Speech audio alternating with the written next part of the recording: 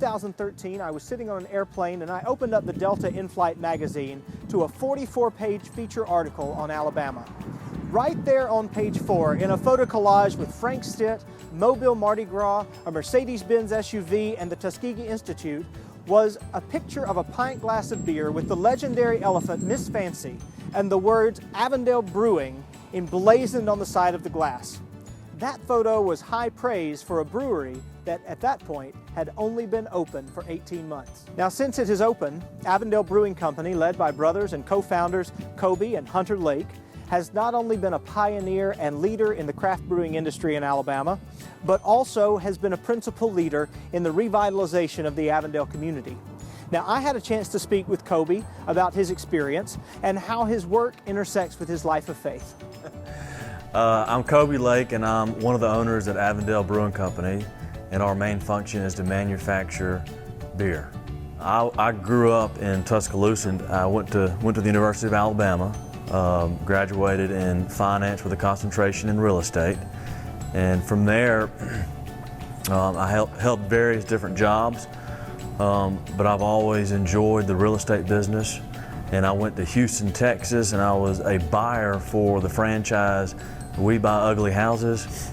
I came to Birmingham to start my own business, the We Buy Ugly Houses franchise, and I did that for about 4 or 5 years, and it went well. I sold the franchise to a friend of mine, and I used to live in Crestwood, so I was actually looking for an office, a real estate office, and I was driving by and I saw a for sale sign on the building directly across the street from the brewery, and I called, and there was a residential loft upstairs and commercial downstairs, and essentially the price was the same as my house in Crestwood. So I put that house up for sale, and I bought this building in Avondale, and that's kind of where it started in terms of me coming to Avondale.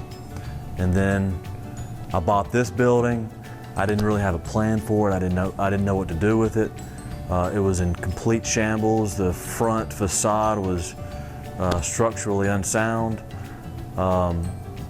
and a friend of mine convinced me to invest the money to make it into a brewery.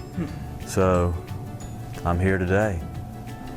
I'm very passionate about the beer that we make, but I'm just as passionate about the community and helping it grow and be better. You know, when I first came here, people were scared of Avondale, and they wouldn't come down to this area. They just wouldn't come because, you know, every building was essentially vacant down here, and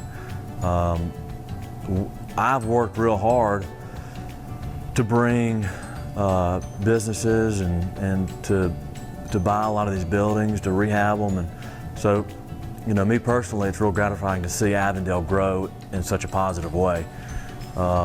And really, I've used the brewery as a catalyst to make that happen, and the community has supported us tremendously. It's been amazing.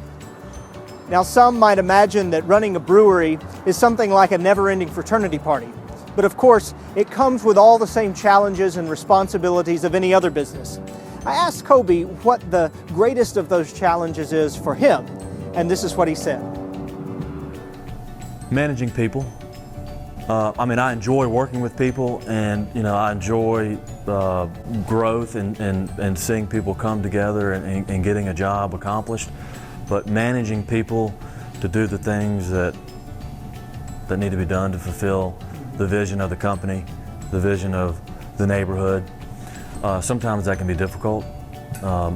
So it's not that I don't enjoy doing that. It's just can be very challenging at times. Getting people to be passionate enough about their job, because without passion, you're not going to do your job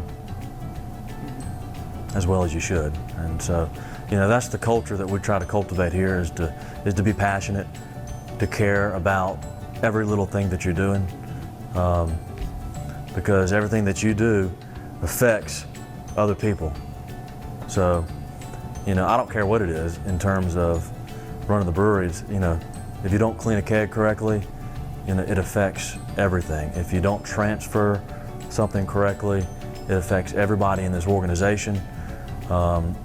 So we try to cultivate a culture to where everybody cares for one another, and they understand how their actions affect other people. Now, Coby's concerned that there is a synergy in his company between the vision that he and his brother have and the work they have to do is inspired by a deep awareness that his very life has purpose, a purpose given by God. He says that this has been one of the most pressing questions in his faith journey, and that even despite the affirmation he receives from the media and the community and from beer aficionados, it can be easy to question purpose and to doubt when the path isn't smooth. You know, I want to know how he wants me to fulfill my life, to live through his eyes and do the things that he wants us to do as believers and followers of God. And I feel like we're doing the right thing, and you know, we get up every day and we try to do the right thing to make this a better place and a better community and a better company. And I feel like we have the right principles in place to, from a church standpoint, when I look at what we're trying to accomplish, I feel like it fits in perfectly to what you would go out and preach every day. You know, we're trying to improve our community, and we're trying to do it and involve as many people as we can. It's never fun to not be successful at whatever you're trying to do, so we've hit a lot of roadblocks, a lot. And, you know, everybody has kind of a breaking point. And when you hear no so many times, you know, it does challenge your resolve and I guess your faith. You know, is this the right thing? Should I continue on or should I just quit? The past 4 years have been, it's been tough. It's been tough to accomplish and to do what we've been trying to do, and we've had a lot of roadblocks. Granted, those roadblocks we've gotten over most of them, but there was times where I just didn't know if I could get up and just keep going, because it's just like, it's too hard. There's too many roadblocks, there's too many no's, there's too much in my way, and so, you know, there was times where I was just like, I just can't do it anymore, I just need to quit. But somehow, some way, we found a way to keep moving forward.